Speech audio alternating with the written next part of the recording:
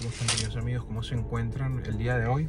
Disculpen que este es un video un poco más improvisado. Estoy saliendo de mi trabajo, llegando a mi casa de mi trabajo y estaba leyendo las noticias sobre estos estudiantes de la Universidad de Columbia que están protestando pues contra el gobierno israelí, o contra la gestión de Netanyahu más bien, por que ellos llaman genocidio en la Franja de Gaza.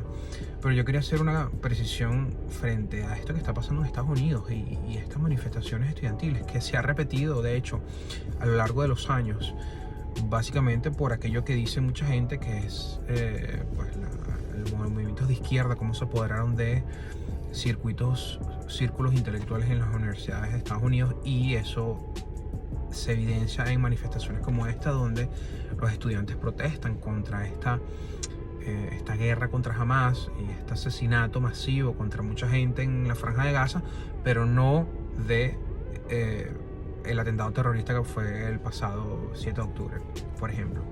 Esa dicotomía es cínica y es amoral. Entonces, quería hacer una precisión histórica corta frente a este problema. Recordemos que Hamas, más allá de ser un grupo terrorista, también es un partido político. Es decir, hubo gente que votó por ellos para el poder. En este caso, Hamas fue un partido político creado en el 87, básicamente en la primera intifada, que fue la rebelión contra la intervención israelí en Palestina. Esto llevó a la creación de Hamas como partido político. Ellos organizaban movimientos, pero también hacían actividades terroristas contra civiles israelíes. De hecho, sobre todo entre el 90 y el año 2000. Esto despertó la indignación, obviamente, de la comunidad internacional para entonces. Pero ¿qué es lo que sucede? Que en el 2006 ellos ganaron las elecciones en el poder legislativo. Ellos ganaron 77 curules frente a los 140 creo que había en el consejo.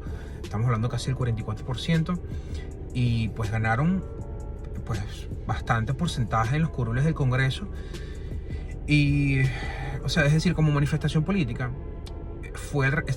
este triunfo de Hamas fue el resultado de una indignación y de una frustración de los palestinos, sobre todo por parte de los palestinos hacia el partido político Fatah, que era muy permisivo con esta intervención sistemática de los israelíes en territorio palestino. De hecho, si usted ve el mapa a lo largo de los años, Palestina ha venido disminuyendo su tamaño sistemáticamente, hasta el punto que tenemos la Franja de Gaza y Cisjordania, pequeños fragmentos del mapa, pero el punto fue que, bueno, Hamas como grupo terrorista ganó las elecciones ahí.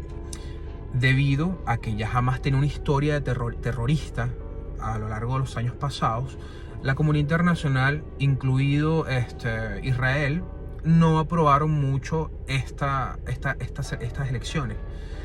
De manera que ellos ocuparon la Franja de Gaza de facto. Y esto fue lo que de alguna manera también liberó mucho las tensiones, incluso con Fatah, que hoy en día libera Cisjordania. Entonces, como ustedes se dan cuenta, el problema geopolítico es más complejo de lo que uno piensa. De sentarse a protestar contra Israel porque sí, no tiene sentido solo por lo que está sucediendo.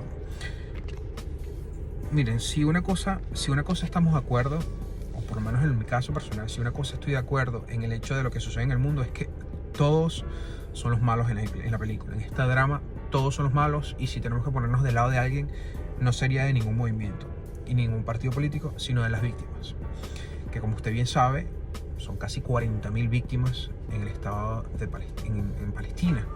De esos 40.000 víctimas civiles en Palestina, son entre 13.000 y 15.000 que forman parte del grupo Hamas. Quiere decir que el Estado de Israel, o Netanyahu, cuando trató de atacar a Hamas, se llevó unos efectos colaterales importantes. Muchos niños, mujeres han muerto a lo largo de esta guerra desde octubre pasado.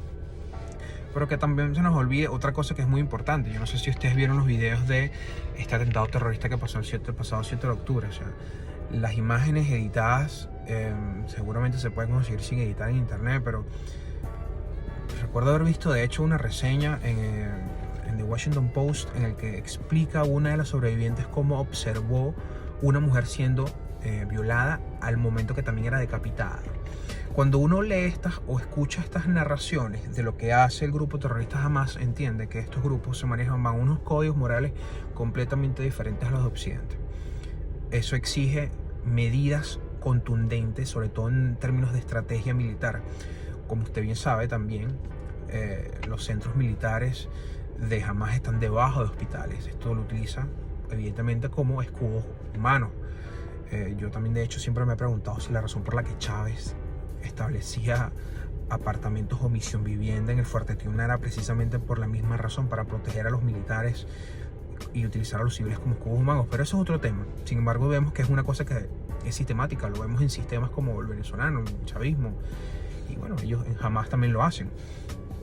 Todas las instalaciones militares están debajo de hospitales, haciendo más complicado el ataque contra estos grupos terroristas. Ellos entienden, ellos saben, Hamas sabe que Occidente, Estados Unidos, Israel, cuando se siente el ministro de Defensa a establecer una estrategia para atacarlos a ellos, saben que cada muerte civil, cada efecto colateral tiene un costo. Y nosotros nos manejamos bajo esos principios morales, cosa que ellos evidentemente no comparten. Una de las cosas más complejas de este fenómeno es que estamos hablando de dos estados que niegan básicamente la existencia del bando opuesto. Esto hace que el proceso de negociación sea mucho más complicado, considerando también que actualmente en el gobierno de Netanyahu, la coalición que gobierna Netanyahu está conformada también por judíos ultraortodoxos, haciendo más complicado el proceso de negociación. Pero lo que yo quiero venir a decir acá con todo esto es que un hecho histórico siempre antecede a algo que sucedió, y así sistemáticamente hasta irse hasta 50, 100 años atrás. Y ese es el problema. Por eso es que es muy complicado ponerse del lado de uno de los dos bandos. Y yo no veo a estos estudiantes poniéndose en favor de las víctimas, sino en función de una narrativa, que es lo que yo en este momento estoy reclamando con este video improvisado que estoy haciendo. Y les pido disculpas si se me escapa una fecha o digo una imprecisión, porque obviamente es lo que significa hacer un video improvisado. El ataque terrorista de Hamas el 7 de octubre fue consecuencia de unos asentamientos en Cisjordania que han sido denunciados sistemáticamente por la comunidad internacional. Lo que pasa es que a los israelíes realmente no les interesa lo que diga la comunidad internacional.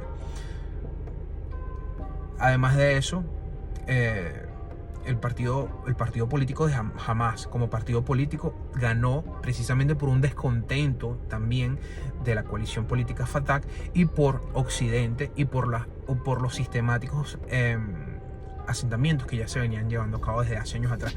De manera que los hechos ya anteceden algo que suceden por una razón que ya venía antecediendo. Ahora yo digo, estos estudiantes universitarios que estudian, valga la redundancia, estas universidades Ivy League, son gente muy intelectual, gente que conoce. Ellos no son inmigrantes, por lo menos como uno que apenas lee las noticias cuando puede. ¿Cómo es posible que estos jóvenes, que son gente letrada, académica, no entiendan que el fenómeno es mucho más complejo que apoderarse de una narrativa? Más allá de eso, incluso se están poniendo, o sea, esta acción de manifestación en estas universidades, que si bien sabemos de hoy, ha venido pasando a lo largo de los últimos 40 años del siglo pasado. Es decir, la izquierda internacional se apoderó efectivamente de las academias. Estos estudiantes les seduce la idea de ser antisistema, anti-status quo, anticonservador. Entonces, ¿cómo es posible que no desarrollen el sentido crítico? Si ellos desarrollaran el sentido crítico de lo que sucede a nivel geopolítico, lo más probable es que ni siquiera deberían estar ahí protestando. O honestamente no sé qué estarían haciendo, pero ponerse del lado de una de la narrativa, sobre todo en estos temas que son tan polarizantes, no tiene ningún tipo de sentido. Y es por eso que a mí me indigna o me frustra ver estas noticias de estos estudiantes universitarios. Mira, yo tengo 7 años viviendo en este país, o 8, ya no me acuerdo. Y yo les puedo decir que estudié en Miami y estudié aquí en Oklahoma. Acabo de terminar mi programa de software developer. Y yo les puedo decir honestamente que yo siento que en Estados Unidos no hay un nivel educativo de calidad. Esa es mi opinión personal. Capaz estoy equivocado, es mi estudio empírico. En Estados Unidos no hay una educación de calidad. El nivel educativo de los estudiantes no es de nivel. De hecho, yo he llegado a pensar que nuestros estudiantes en la Universidad Católica, nuestros estudiantes en la Simón Bolívar, en la Central, son estudiantes que son mucho más inteligentes.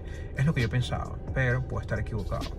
Mas, sin embargo, si unos estudiantes saben o tienen razón de algo o están muy bien preparados, son esos estudiantes de la Ivy League, Stanford, estas universidades de Columbia. Esos son estudiantes que entienden lo que sucede a su alrededor, porque son estudiantes que pagan casi $100,000 al año en matrícula.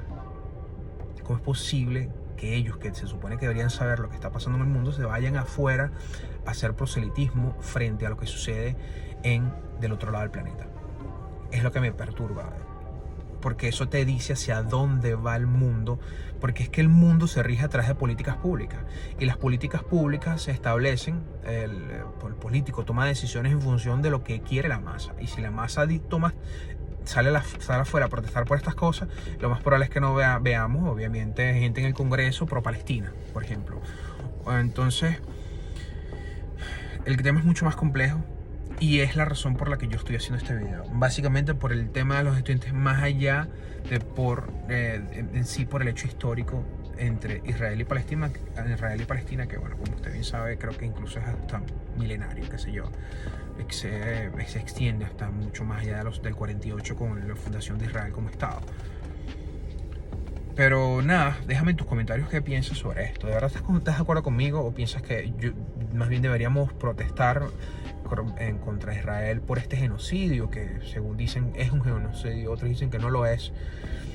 La verdad es que no sé, no me atrevería a ponerme del lado de nadie en este sentido. No me atrevería. O sea, del único lado donde me podría poner es del lado de las víctimas. Pero dime qué piensas sobre este tema. Te leo en los comentarios.